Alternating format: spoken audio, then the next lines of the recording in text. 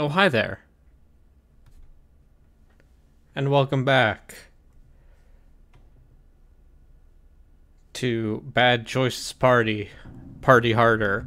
Now you may be wondering, Arbitrary, why are you playing this game? I thought you've played your fill and spun the wheel. Well, here's the thing. I have work tomorrow, and I don't feel like I want to do a whole thing with Shadow Hearts today. That'll probably be a tomorrow stream. So I kind of just want... I'm not going to excuse my behavior.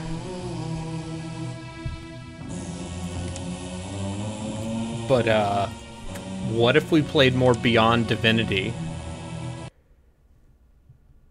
'Cause we like fun.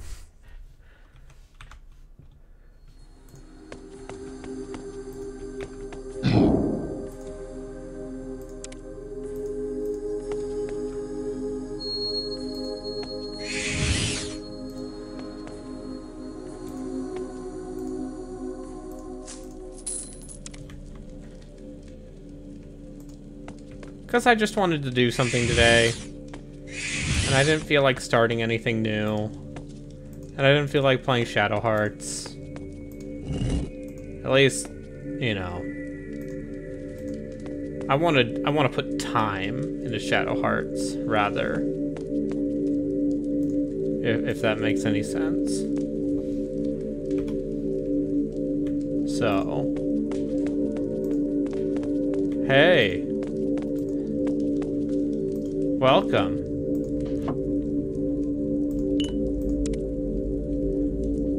Oh, game is still very loud. Okay.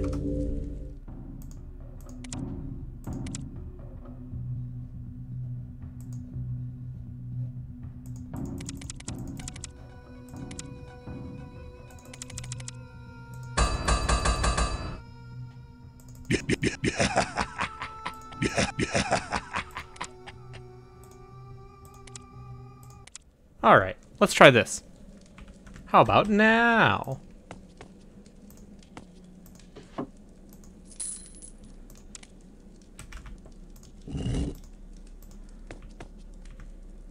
Come on to me, adventurers, for I guard the way forward. Find the prize and win your freedom, or may your ghosts forever haunt this realm.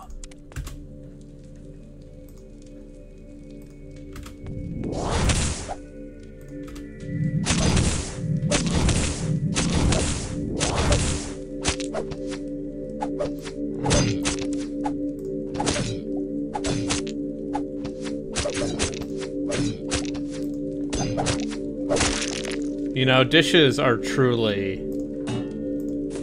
the great soul crusher. So you missed yesterday's stream where I said I should stop playing this, and instead I'm here because I didn't want to. I'm too tired to play Shadow Hearts for a reasonable period of time, and I don't feel like starting anything else. So here I am.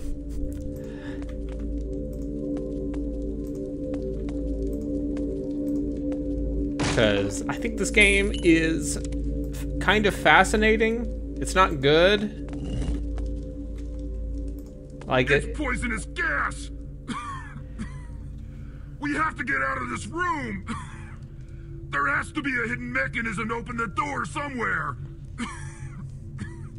Find it now, human, before we both die! Ah, shit.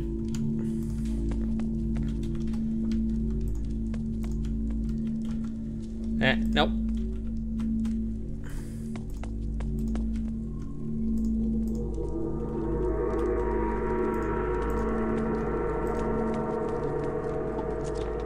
Oh, there we go.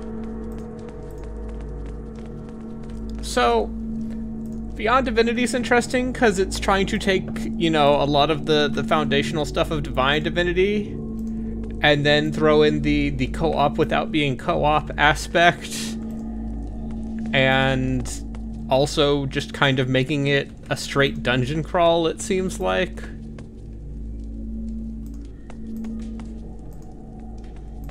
I think we should play Divine Divinity for the podcast.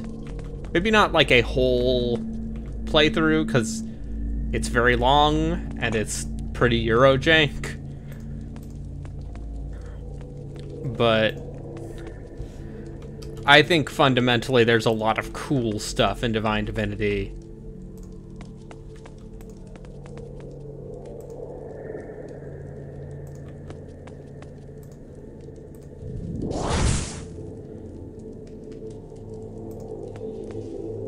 I mean, my Fear 3 stream did gangbusters, so I get it. No.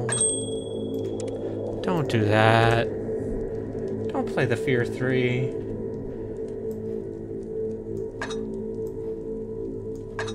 You have so much to live for.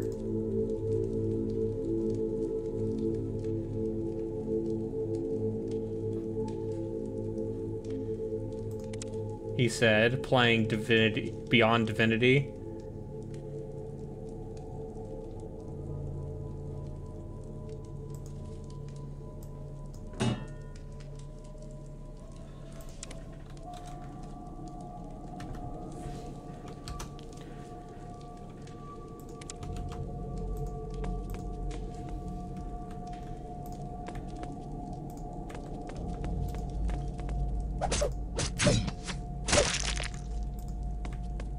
I guess my question is, do you know when you'll be satisfied with Sword Art Online?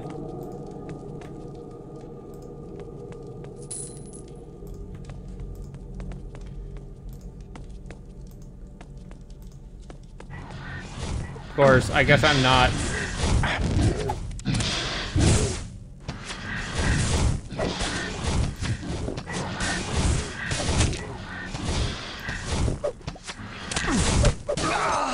Oh, cool.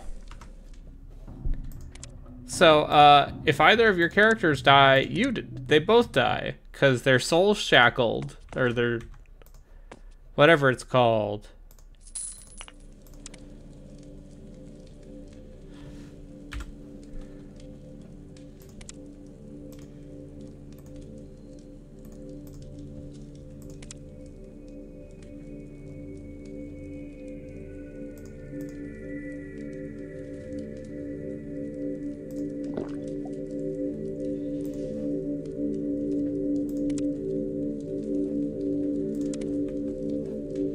It's a no budget licensed anime game, and it really shows in the amount of shits the developers clearly gave.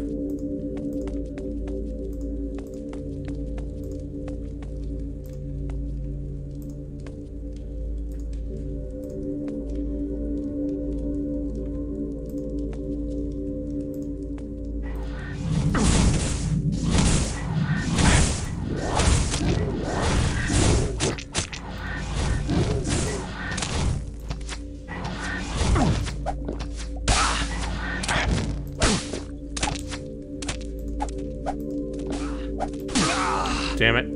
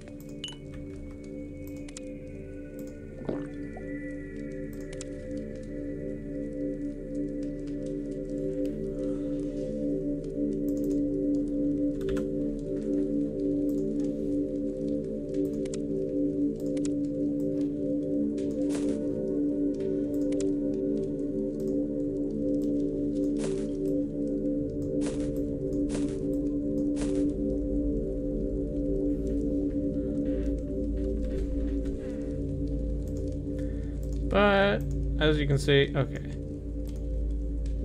Oh, okay, I need an alchemy laboratory to mix these.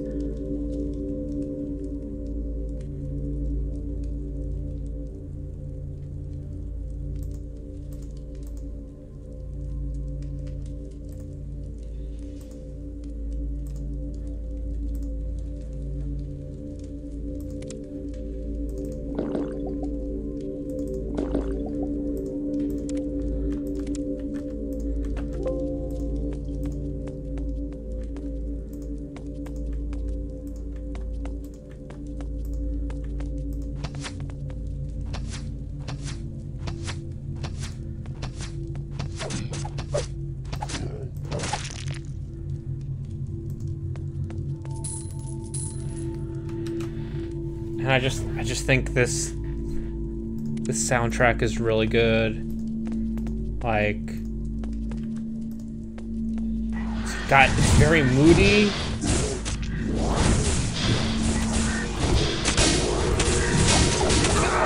Damn it.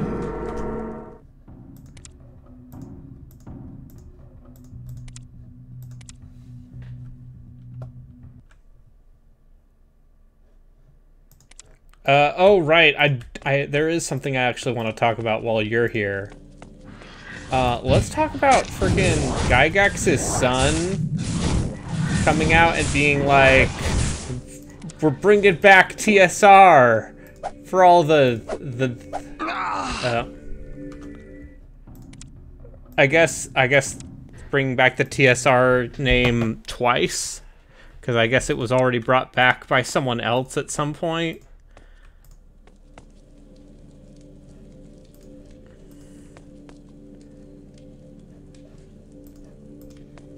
Yeah, VN Thursday might lead to Dragon Commander coming back.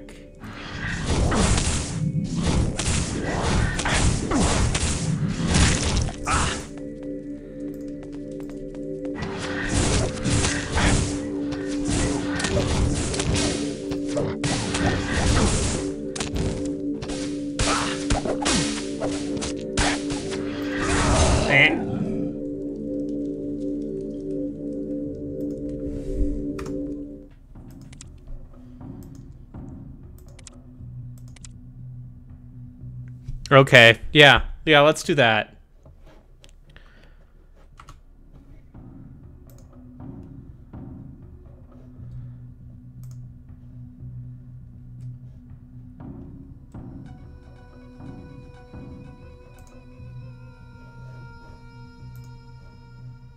That's a whole lot of... Yeah. Hey, Reki, I caught most of your Mana Kamiya stream. That seems like a good time.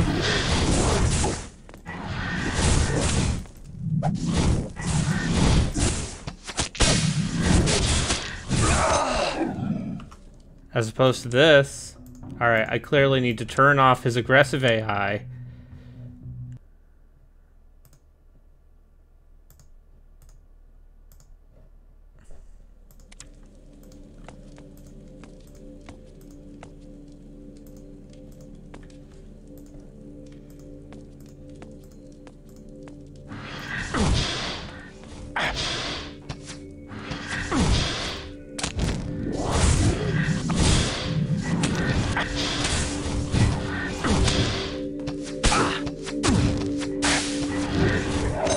Okay, I think I'm just gonna have to try somewhere else.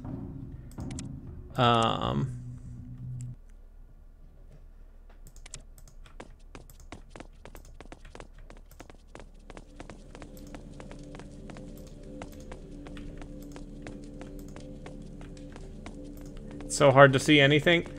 Yeah, I feel like this game has some real readability problems. Alright, where is there like a... Okay, there is no big map, just a mini map. To be clear. Like, it looks pretty good for what it's going for.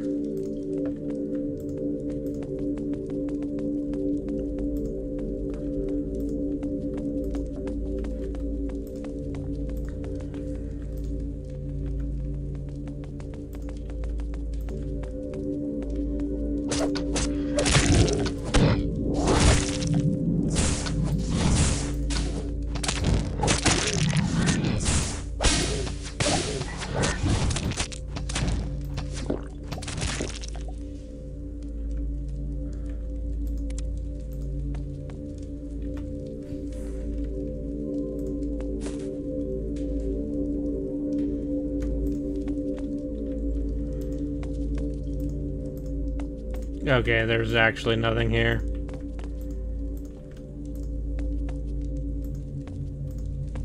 Cool stuff.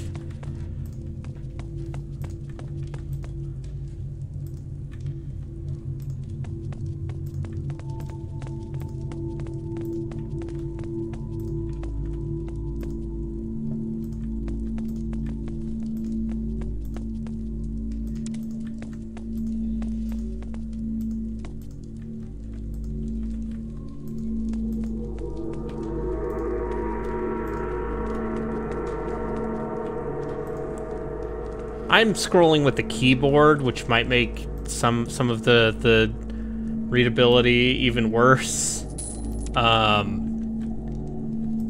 Because it's a lot easier when this isn't a window. Because let me tell you. Oh, wow. Hi, hello. All right, hi.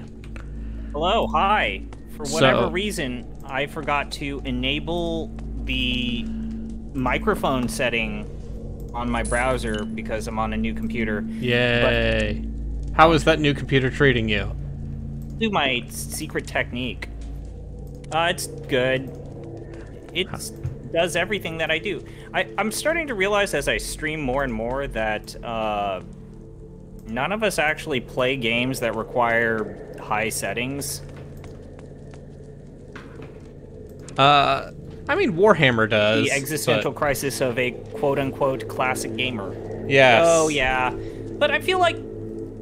But also, I'm not talking about, I am not a Warhammer streamer. Warhammer's something you can cheat. And... Yeah. Yeah, Warhammer, you can, you know... Anyways, let's talk about this TSR shit. Oh, sorry, what were you gonna say? No, go ahead. So this is gonna be our impromptu reaction off the deep end reacts to... I look at this objectively, which is... I'm not impressed and also concerned that this is going to reinvigorate a very toxic, insular part of the hobby. And that is about the worst thing they could possibly do.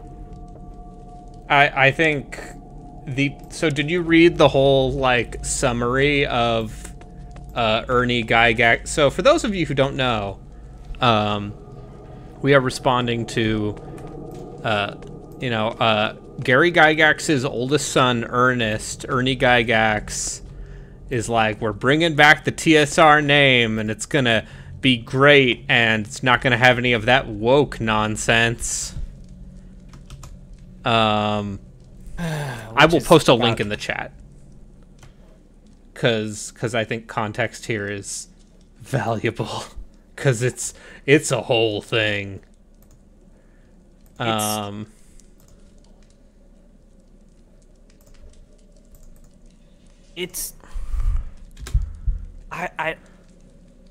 Man, I just like what is their end game? So they're gonna make classic D&D modules that are and the number of people who want that, they exist. I know they exist, but how many of those people still exist? I mean, that's what the OSR is for. That's what that entire community exists to do. See, the vibe I get off of this, overwhelmingly, is, like, Gygax trying to capitalize off of his father's name. Sure, I mean... And also, like, the reactionary elements and, like, hey, people have, in response to this news, people have been digging up some old forum posts from Gygax Sr., circa, like, 2005, in which he says, like, women are not biologically disposed to liking role-playing games. I mean, he was a regressive... Yeah. mean-spirited person. Again, I think that I think people forget, like, one, I think that there's a complete failing to understand what caused TSR to fail in the first place, which was they overexpanded beyond their initial market. Yeah. They tried to make everything and license it and self-publish everything, and then it just ran up a huge cost. But also, people don't understand that Gary Gygax is not the person who made D&D playable. Like, again... Arneson is the guy who brought the role-playing to the role-playing genre. Like, you know what? Ed Greenwood deserves a lot of credit. Yep. Like, Brian Bloom deserves a lot of credit. Like... Yeah.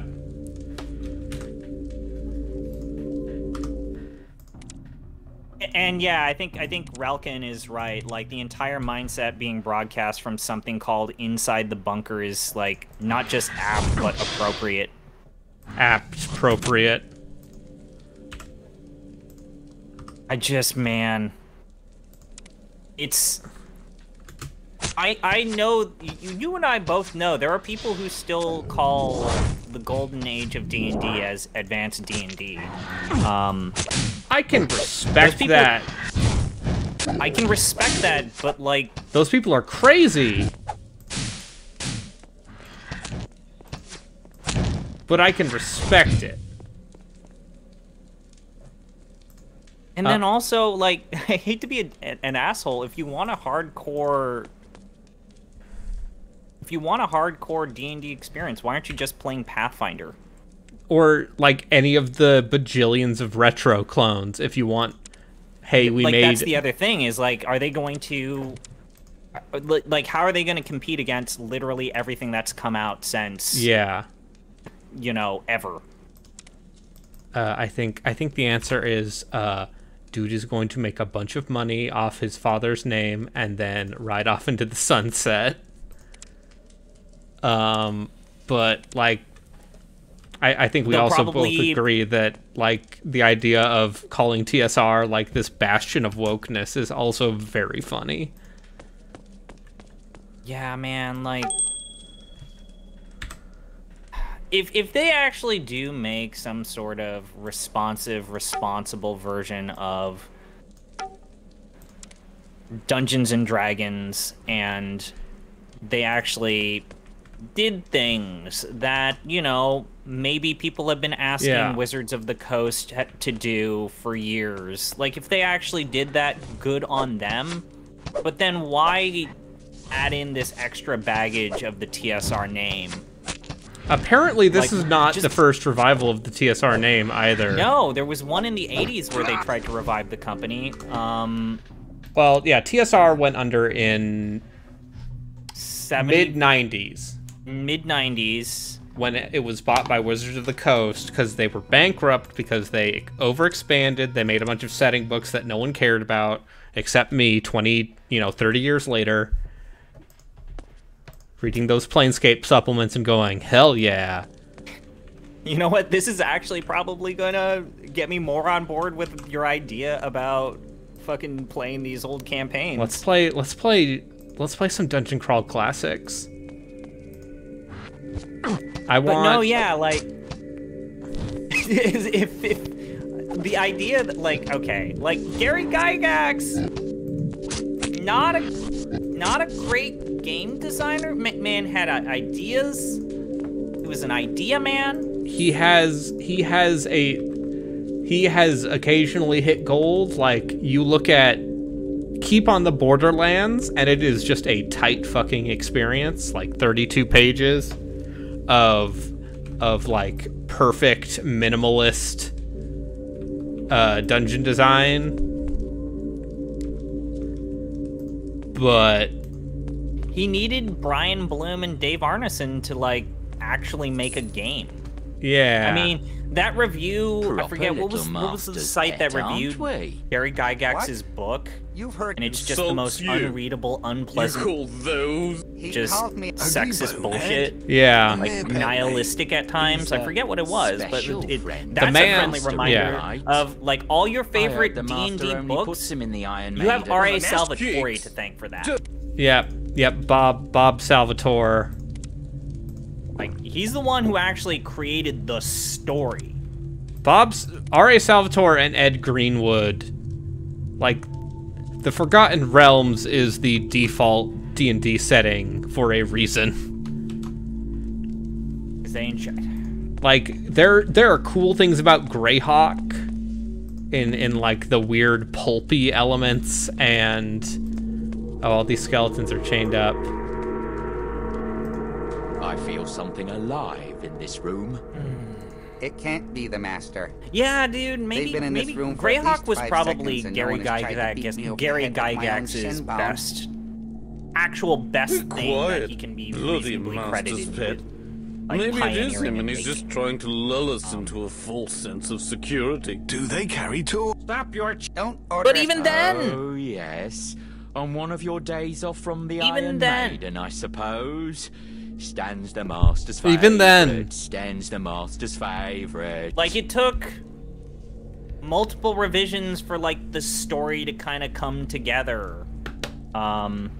You read any of the books that Gygax actually wrote, and like, man is not a Gygax is an idea man, or maybe he is George Lucas. he is dude who very heavy hardcore wargaming simulationist, like, if you fuck up it's your fault, also I'm going to be as actively malicious as possible because something simulation. The late 80s to 90s revival of Greyhawk was actually what, like, the Dungeon Master set, like, the City of Greyhawk box set was when Greyhawk actually became this big thing. And then maybe, you know, Rick Swan's version, which, what is it, Flanace? Yes. Yeah. Like, people forget that Gygax was, like, yes, Gygax is responsible for a lot of the quote-unquote iconic D&D modules, but, like, dude was out of the company by 85 because, I mean, partially because, like, he had made a lot of enemies internally. Turns out he was really hard to work with. Turns out, dude deserves credit, but not as much credit as maybe perhaps he has garnered. Like, post TSR, Gary Gygax was very vocal and had a lot of axes to grind with pretty much everyone. I don't know, man. Like, was there anything that you felt resonated with you during that announcement thing? I just looked at it as like, they're really gonna do this thing, aren't they? No, well, here's the thing. It doesn't sound like they're gonna do it. Like, it sounds like it's very up in the air, and there's, like, straight up legal action involved because... Okay, that's the thing, like... Gygax's widow has some control over, like, some of these old non-D&D IPs. Like, I think there are certain things that, you know, that Gygax kept that Wizards of the Coast can't use, and then of course there's Wizards of the Coast, who is there, who he compares in his in that summary, he compares them to, he says, like, they're corporate raiders, like the Native Americans who would slaughter an entire tribe and incorporate the women and children into their own. It's like, dude, maybe don't. Maybe don't. I think they did exactly what they wanted to do.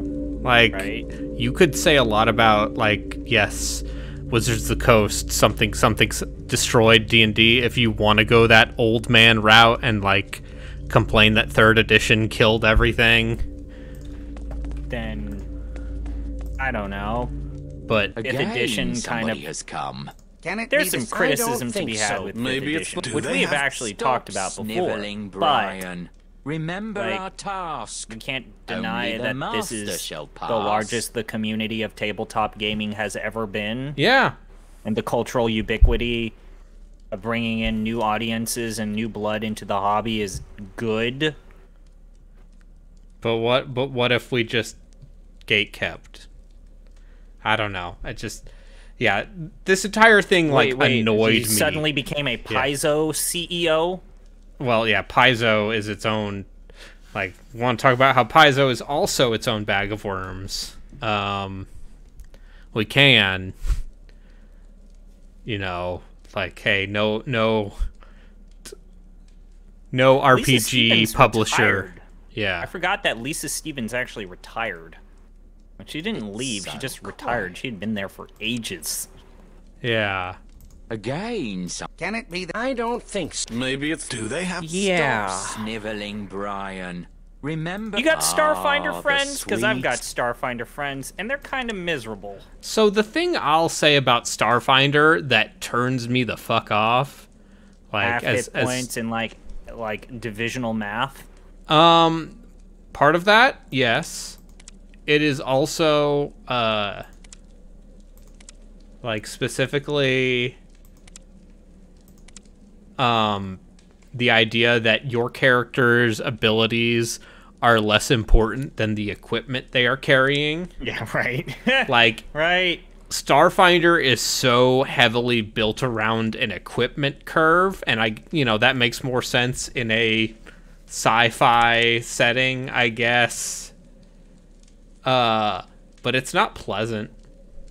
Will be based out of... I'm just reading the official press release. The new TSR will be based out of Lake Geneva, the home of the original TSR. Sure, So bud. sure, I bet you're paying extra money of real estate rather than just locating in an affordable area. So that's a red flag.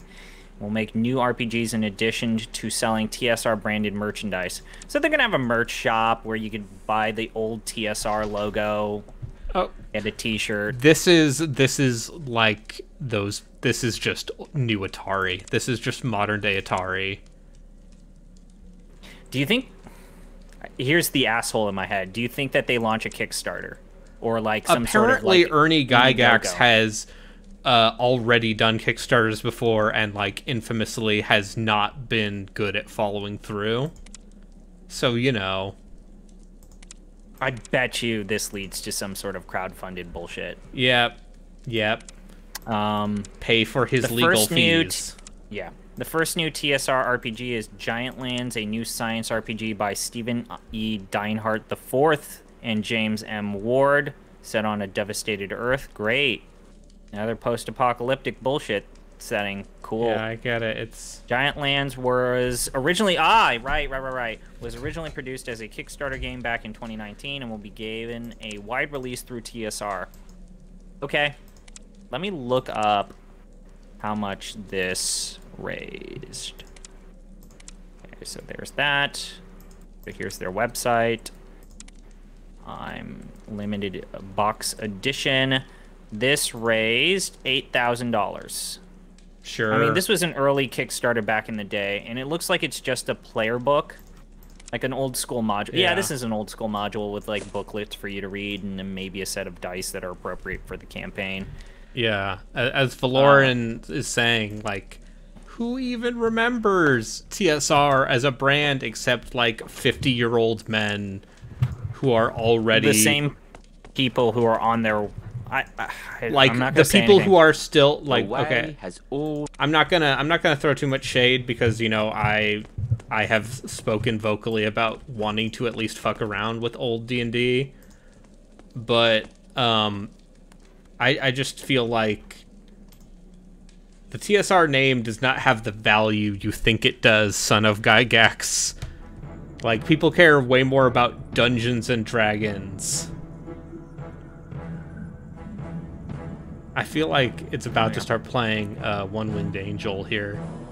TSR Games has also stated they are publishing a second game called Tales and Tots, although no other details were provided. In addition to making new tabletop games, TSR also operates the Dungeon Hobby Shop Museum. Okay. Sure. Like, yeah, oh, now I can do battlefields?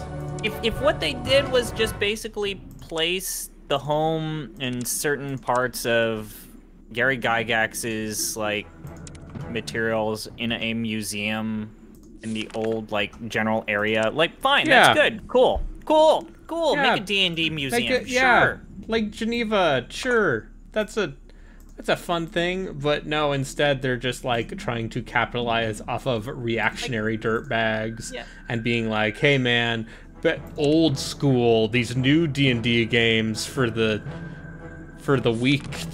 Everyone remembers the Buck Rogers adventure game.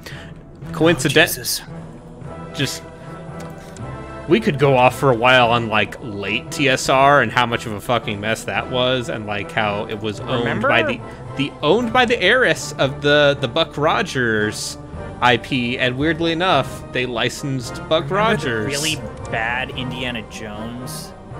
Sure. Top game. That sounds right. Also, I'm looking at this Giant Lands First Edition box set, and this is totally one of those Ernie Gygax Jr. Kickstarters that this was in 2019? Yep. And they're just now delivering on it. To deliver on it. Yeah. It's a box set for tabletop. Includes core rules, percentile dice, sigil coins, and character sheets. Yeah, this feels like a Ponzi scheme. Yeah. No, it if we wanted to bring in the video game comparisons, this feels like perhaps not dissimilar to okay, is this like your hub? Is the Battlegrounds? Are they basically making like, I don't know. Are they making the Intellivision Amico? Like, you're gonna make a digital version, digital role-playing like shell, like, so you're basically gonna make D&D Beyond. Like, you're gonna enter that highly competitive, very difficult to make money on field of digitized shells of board games. Yep. You're gonna pick a fight with like Fantasy Ground and D&D Beyond, and Roll20, like. Yeah, Roll20, I mean, even Tabletop Simulator. You're gonna pick that fight?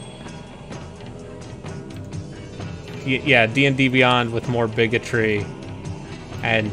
I will also say, I'm looking at all of the credits for this, and it is nothing but white dudes. Yeah. And it's disappointing because, like, Larry Elmore is a part of this, and Larry Elmore should know better. Yeah. Dragonlance. People like the Dragonlance.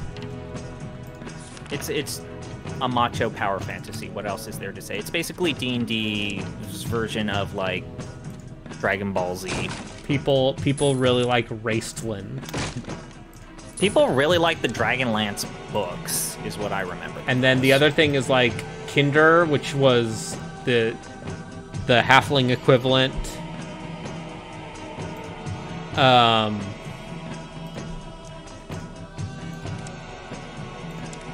And how you basically had a canonical reason to steal from your party members. But yeah, people like the books more than the actual...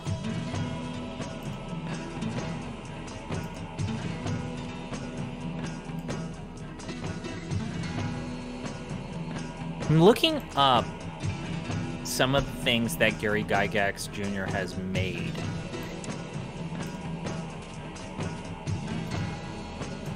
And obviously, like, take this with a grain of salt, that he might have just put his name on it and someone else ghost wrote it. I would not doubt that.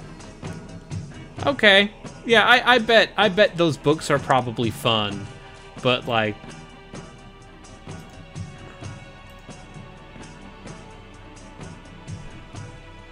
But yeah, the thing, like, the Dragonlance Adventure modules apparently were just super railroady. Is that right? Yeah. I seem to recall Dragonlance being a book series that people liked, and even I read some of them and felt like, yeah, this seems like a pretty typical representation of this, you know, type of fantasy. But I never even touched the module.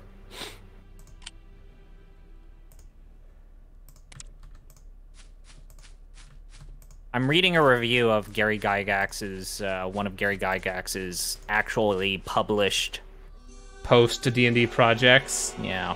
So like Legendary Adventure. So I'm reading a review for tabletop, the Lost City of Gaxmoor. Of course he put his name in this thing. Of course he put his name in the title. Sure he did. 446 backers, raised nearly $22,000.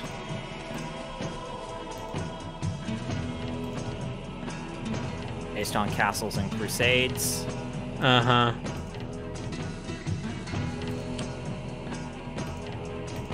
remake from when Troll Lord Games published D20 products. Oh, so they basically, okay. Alright. So they made something that used the Siege engine, I see. Okay. It is horrible bad. Oh, wow. The Dragonlance. Okay, we might need to track down the Dragonlance animated movie. That sounds like something we might need to do. Oh. And there's a... Okay. Off the... Dubious RPG movie night. Is it the entire movie? Oh yeah, it's the entire movie. We should watch this. Then if you're gonna bring this on me, oh wow, holy shit. Okay, hold it. I just picked a random scene at like... Man. Oh, this looks bad. This looks awful. When was this made?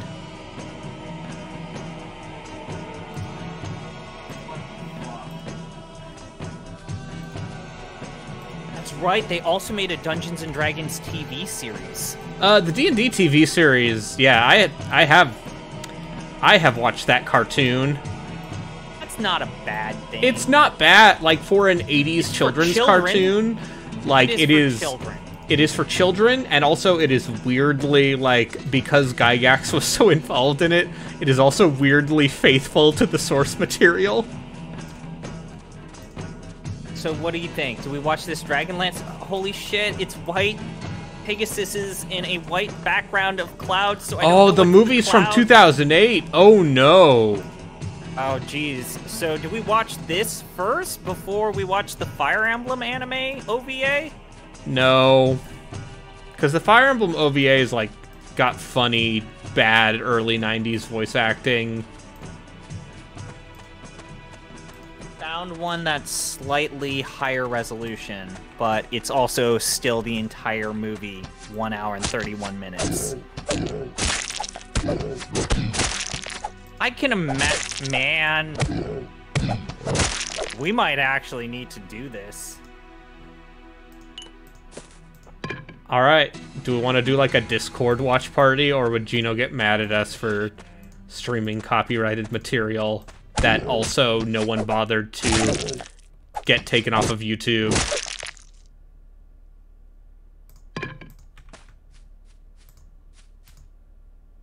You know, Gino has been asking, like, hey, what... Holy shit, I'm gonna send you a link. There are parts of this thing that are CGI. Oh, no. Kiefer Sutherland is Raistlin? What the fuck? It looks like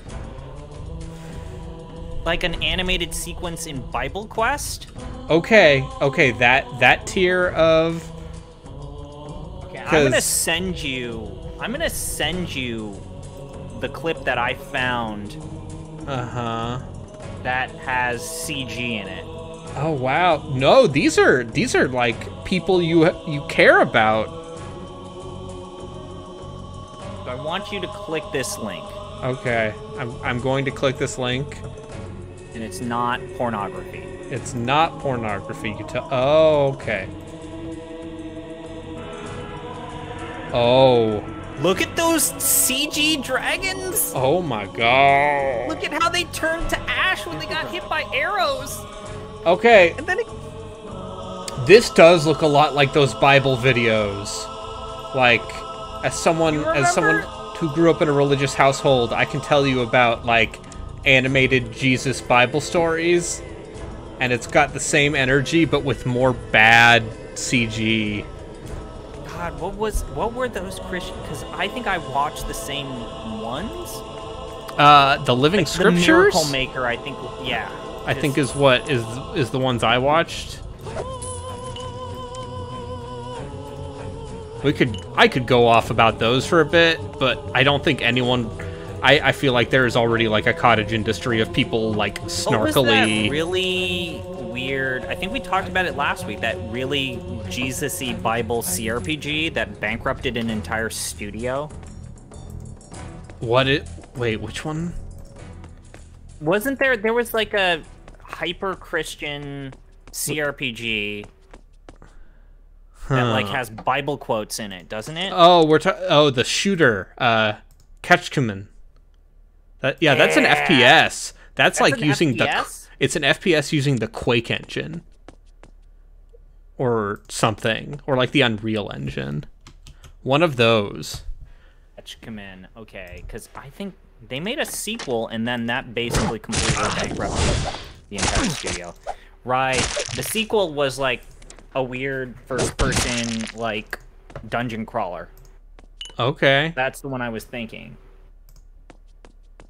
Right. Like, I feel like there's a cottage industry of people whose entire, like, modus operandi is just dunking on, like, Christian stuff, and so I don't feel like I don't need that to be my brand, but hey, I respect the people who just... Yeah, I'm also looking at the IMDb for this thing, and it's fucking me up. There are so many people whose names you have heard of who, like, have done... Tescatori? Yeah, Fred Tescatori. Bill Lamar. Baird himself.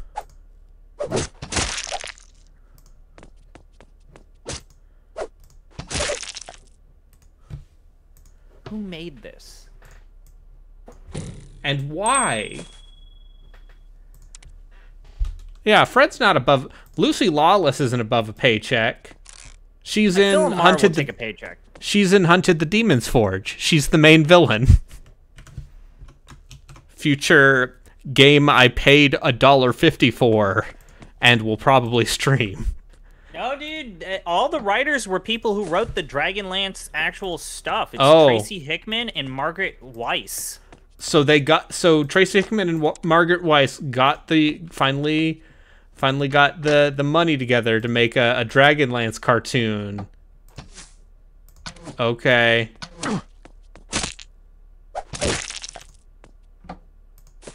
Holy shit, dude. We need to do a watch party of this. I think the easiest way would just to be like to stream it on Discord with screen sharing and maybe reap the consequences of that. I am flabbergasted. These are actual characters in Dungeons and Dragons. These aren't like random dude. I think the only pushback that I would mount is that this is going to lead us down the dark path of inevitably watching the D&D movie. The live action one with Jeremy Irons just not caring. Yes. Because there are a lot of... Yeah, I don't want to live that life. Like, I feel like Okay, have you ever heard of the D&D album? The album of music inspired by Dungeons and Dragons. Oh, I think you've mentioned it before, and I decided to erase it from my brain. And so it is like a bunch of music by like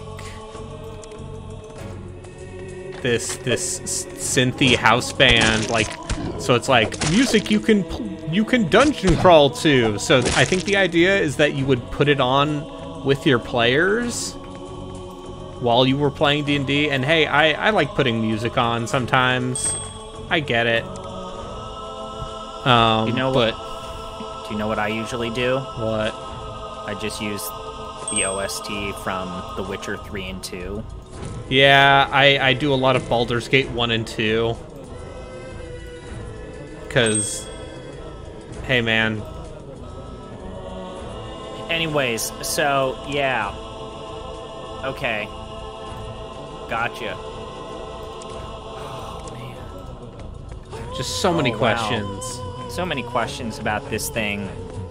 Kiefer Sutherland, circa 2008, was like him on the tail end of 24 and just not giving a shit.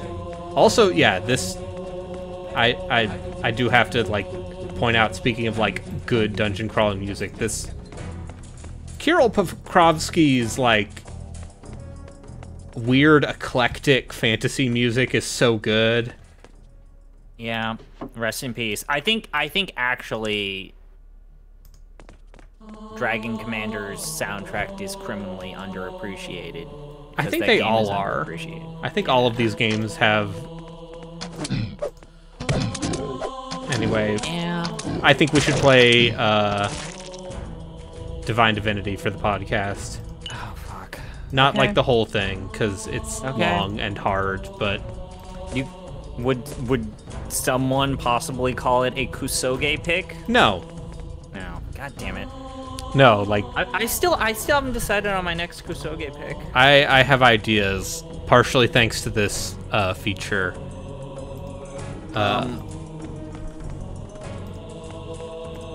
Man, I'm not... Sorry, now I've gone back to reading about this new revised TSR thing.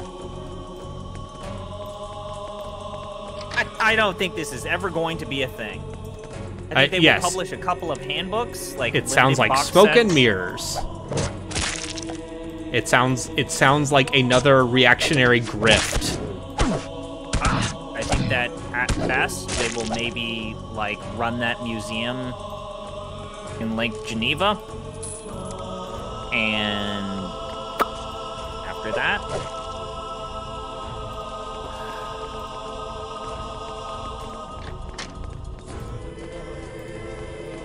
Ernest Gygax knows he's got to do the hustle. He's got to do the hustle.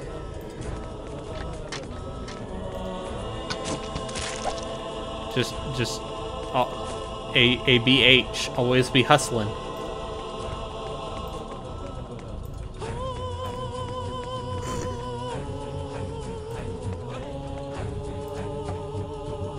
This is the weirdest music to have in the background while we're talking about, like, bad Dragonlance movies.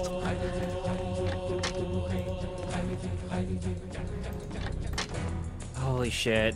So basically it seems like this game like gives you side dungeons basically so that you can level up because the main quest is too hard. And also okay, go ahead. You need to actually check out like Ernie Gygax's like Twitter at some point. I know you're not a Twitter user. But he's now started to retweet people who are of groups that the Gygax name has been recently taken to task as belittling or marginalizing. Uh-huh. So he retweeted someone who said... He retweeted someone who wrote, original D&D players were absolutely marginalized as nerds, geeks, dorks, etc. Then stuff like The Big Bang Theory, video games, comics, movies made it cool. We've come a long way. Let's not ruin it by being jerks to each other. It's like, I don't think you realize that, like, people are pointing out that, like, TSR has baggage, like... Yeah. And then also, like, saying that, like, original D&D players were marginalized, like, I understand where that perspective's coming from, but, like, this is not the political or social backdrop to try and compare Dungeons and Dragons users to, like, actual social groups, ethnic groups. That TSR account for their new TSR, it also tweeted, like, the thing that alerted me to this in the first place was those tweets that M posted about, like, how it's just like, Okay, I'm just gonna read these verbatim because what the fuck is wrong with? I'm on the TSR_games account as well. Okay, yeah, hold it, tabletop. All right. Holy shit, this is bad. If you don't like Gary Gygax, you probably shouldn't play D&D, but we hear Milton Bradley was a really good guy. You might like his Vice versus Virtue games. The TTRPG is the original safe space. We are intolerant of hatred of any kind from all sides. All players are welcome at our table. Thanks to the role-playing game, we have a deep commitment to diversity and inclusion. Just like, fuck off. And then later they typed, as a reminder, we don't tolerate hate of any kind. And then also they did the tweet. In today's hyper-polarized culture, we have a firm commitment to #KeepGamingFantasy. We invite you to escape with us. Like...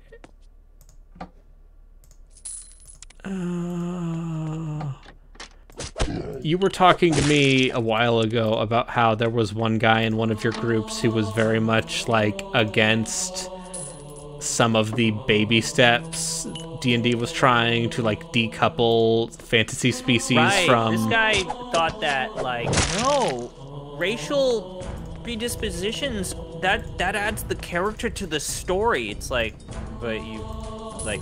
Listen, I'm a Ventru, so I have to be an aristocratic shithead.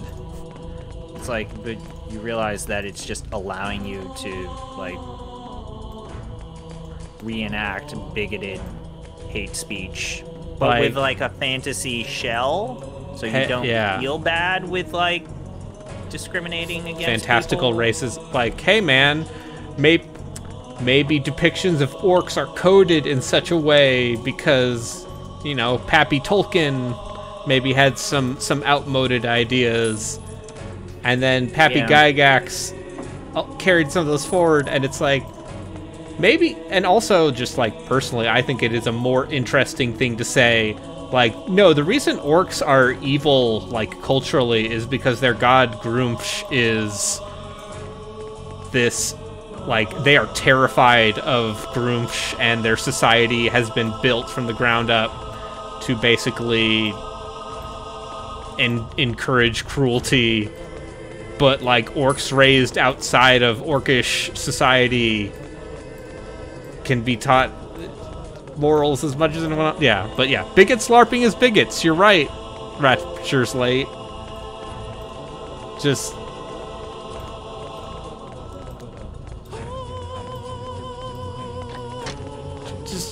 gosh. Part of me wants to think that this is all a calculated, like, yeah, if you want to create a community and you're going to make old school D&D stuff, this is exactly the culture you need to build, because this is the culture. This is the culture. This is how they behave. You need to... This is how... You need to, like, say that you stand for, you know, you're against cancel culture, you don't like media censorship. # all dice matter. Am I right, my bros? You can take that one, Ernie. Like, they just retweeted something from... They just retweeted from a gaming art and culture user who is a die-hard advocate against purity culture and media censorship. I'm not going to say the name because I don't want to give them the attention. No, don't give. But they retweeted someone that's exactly that type of person. Yeah, like, and I also want to say the person that they retweeted did a video about why everyone should go out of their way to watch The Rising of the Shield Hero, the anime. Oh, cool. Which if you know, you know. Which if you know, you know.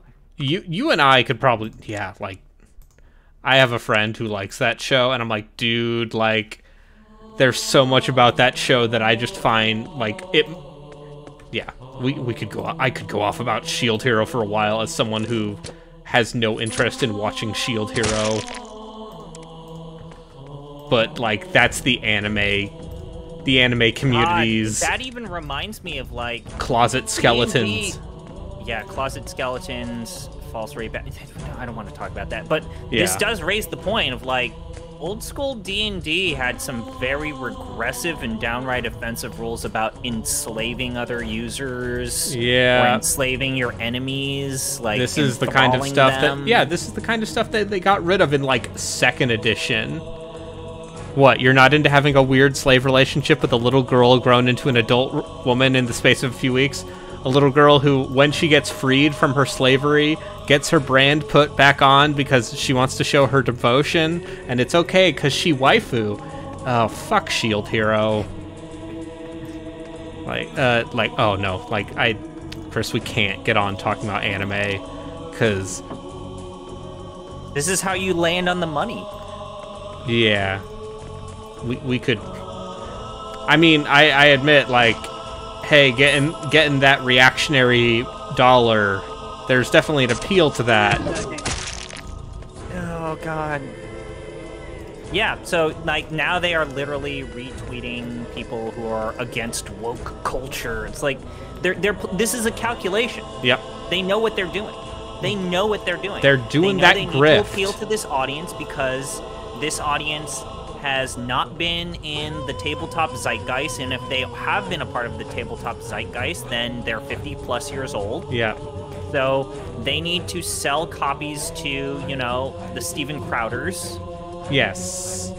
That don't know, that will buy something that promises to be against this culture that what they perceive as everyone else is going towards. So they just need to sell. This is a calculation. Yep. They know exactly what they need to do, which leads me to, again, this is a scam. And when I said earlier that I think they're going to do it, they're going to publish something. Yep. I mean, dude, it's not that hard to publish an actual booklet with rules and character sheets and, like, generic-ass art. Yep. It's not that hard. Yeah, so and, they're going to do something. As Valoran is saying, either they knew or are so outside of everything that they can't see, like, straight up, as just like you're not breaking new ground. You are just trying to make a buck off of people who don't realize that, like, Dungeon Crawl Classics and Lamentations of the Flame Princess and insert other cool indie game here exist. And also, like, there's the people who still play AD&D and like still make stuff for AD&D adjacent rule sets, and I think that's cool. But that community just makes their own shit. They don't buy into any system. So if you're banking on that 50-year-old AD&D group buying into you, I think that's why they're doing all of this that's accusing of hyperpolarized culture, cancel culture, is because they need those people to buy this, even if they're not long-term, which that's the next big concern is, like, those people are going to buy one set out of, like, obligation because someone told them to buy it. Gotta buy... And then they're not going to buy any expansions because they're not role players. Gotta buy this RPG rule set to own the libs. They're gonna buy it once and then they're not gonna support you after that. So, good job. Great. Like, if you want the truly reprehensible RPG experience, there are things. Yeah, gotta buy these Dr. Seuss books to own the libs. I just think it's bizarre that just to transition, just to tangent back here, I just think it's real bizarre that this game just says, here's an optional, like, dungeon merchant hub that is completely separate from the main game and mostly exists so you can get, like, decent gear. So, to bring it actually about the stream, Yeah. How much of Larian likes co-op? Yep. They really like co-op. Divine Divinity. Yes, Divine Divinity was originally going to be co-op, but they had to cut it in development. Beyond Divinity was going to be good co-op. They had to cut that. Even like Original Sin and Original Sin 2 have like a weird emphasis on co-op and like 2-player play. Yeah. I've been thinking about it. Do you think they put that into Baldur's Gate 3? I mean, it already has it. Or I mean, believe it they have already already said has it's it, but- planned. But I wonder how you would surface that, because when I think of great cooperative experiences, I don't exactly think of Baldur's Gate 2. I think, yeah, it's already in there. I think they just do what they did with Original Sin 2, like straight up, and that sounds great. I will never play those games like that because it took me 90 hours to finish Original Sin 2, and I played that game by myself. So, but yo, we should play through Icewind Dale co-op. Like that seemed, if we were gonna play an Infinity Engine game co-op, I think that would be the one, because it's very combat focused. And you know, Icewind Dale 2 has like the fun character building stuff because it's 3rd edition.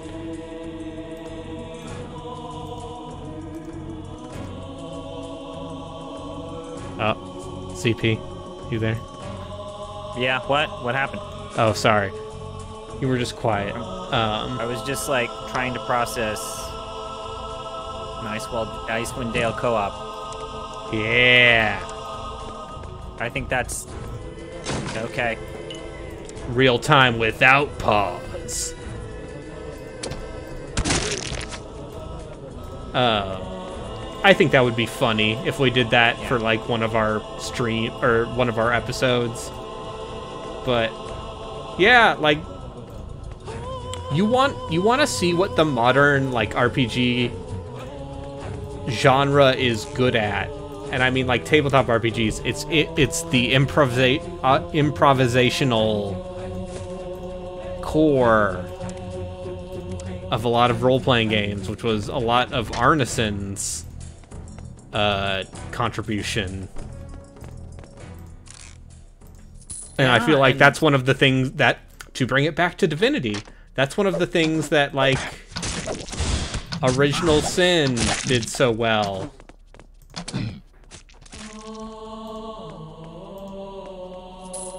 I don't think I needed to stream this again, but I'm fine with this. Keep playing. It was this or more Shadow Hearts, and Shadow Hearts would have actually required me to pay attention. At least the music's good. Ah.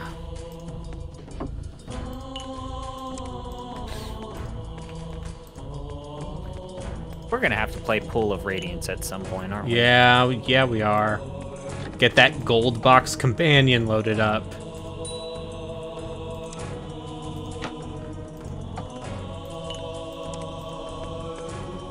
Because the gold box companion lets you cheat like crazy, and seems like the only way to make those games playable. Boy, if I know it.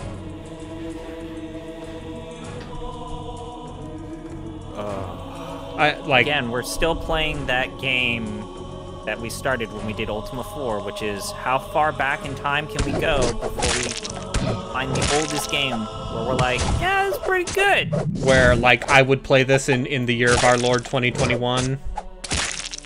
Mm-hmm. Yeah. I think if we ever play Might and Magic Isles of Terra, I think that might be a good candidate. I think if we have a certain level of backbone, I think Wizardry 6 and 7, maybe even 5, actually. When did the first Quest for Glory come out? Quest for Glory was 80 something? 89. 89. Okay. Yeah, Quest for Glory. Quest for Glory's whole selling point was like, hey, it's still a fun time, but it's a little bit easier. And also, like, it's an adventure game where a lot of the time you can logically use your character's skills to solve puzzles. That's my favorite part of Quest for Glory, is how it actually does. It's oddly enough, probably one of the best done examples of like skill checks.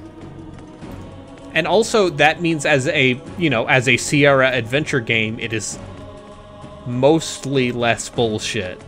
The bullshit quotient, or BQ, is a lot lower.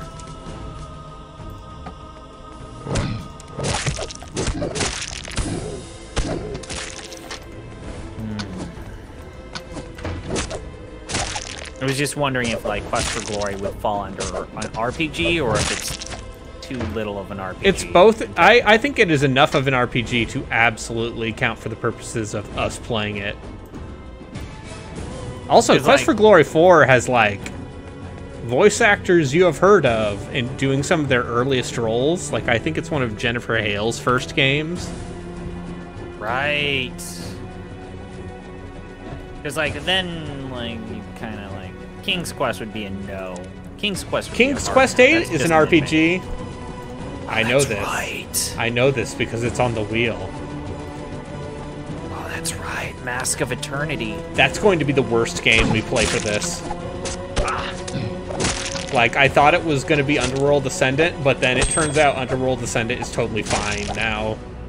Like, it's not amazing, but it is significantly less bad. That game, I remember when Sierra did that. I remember during a documentary about, like, Tim Schafer, King's Quest Mask of Eternity outsold Grim Fandango 2-1. Wow. And they were talking about how King's Quest made its money back and then some, and then they're like, well, I guess we're going to make another King's Quest, and Tim Schafer, you just get to go play around with your coloring book. Well, yeah, that's when LucasArts basically gave up on adventure games, because they're like, but yeah, Sierra, and that's also around the time Sierra was crumbling as an independent entity, because they had already been bought by Activision at that point, I think. Yep. So. Yep. You know. And then they very briefly revived Sierra Entertainment for that King's Quest adventure game that started out okay, and then it fell off a cliff. Fell apart. Boy, I have not seen a community go from being happy about a game to falling off of it quite as bad as that revival King's Quest game. Yeah, boy, like, mutual friend of ours, Sparky Buzzsaw, love him. Really liked the first chapter. He really loved that first chapter. Disgaea fan number 1, Sparky Buzzsaw. HoloLive's Disgaea 6. And I think like he like the second episode is the one that just was like, what the fuck is this? And then the third episode's like, okay, it's starting to get good again. And then like chapter 4 is like, this is bullshit. I avoided those games though, so I kind of want to see what that's I played about. the first episode and it was good. It was fine. It has Wallace Shawn in it. Has like Hollywood people you care about delivering decent performances. Do you know what's something that I realize I have all of them of, but I've never touched them? I have all of the 3D Telltale Monkey Island games. I don't know when I... You probably got them in a Humble Bundle at some point. That's just did. How I assume I got chapters most. 1 through 5. I bet those games don't hold up. I don't have a ton of fondness for like Telltale's Telltale era. Like I both pre and post Jurassic Park the game, which is the game that actually created the formula that The Walking Dead then ran with a year later.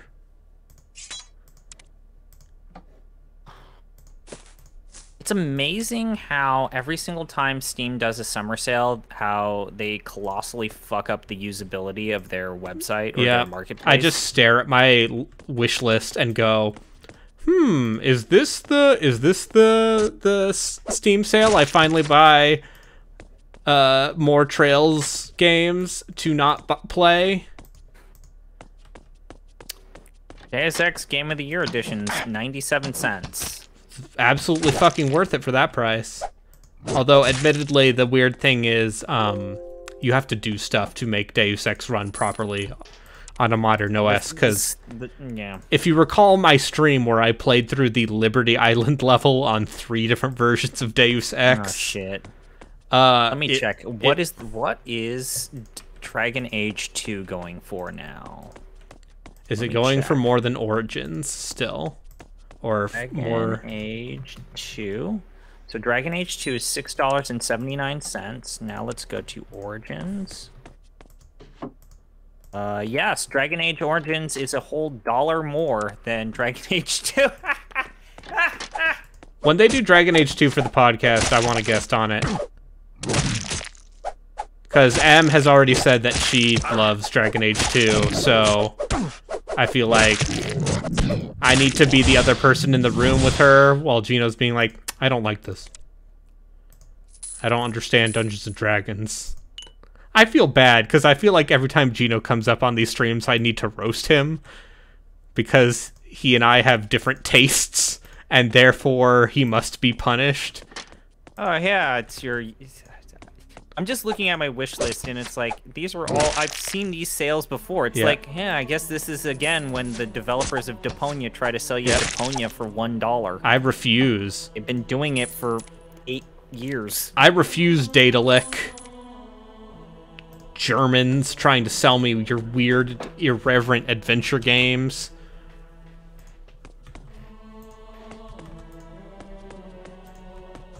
Oh shit, Ys 1 and 2 Chronicles Plus is $5. Yep. And so is E6, The Oath of Nepishtim.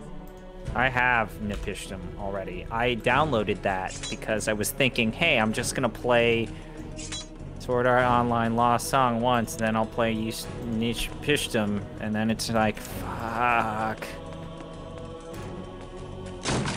Boy, they really did just like say, here, Darkstone is a co-op game.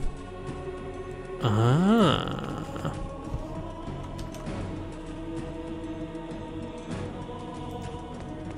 just think it's weird that their solution to grinding was... Because, you know, the first Divinity is kind of an open world game.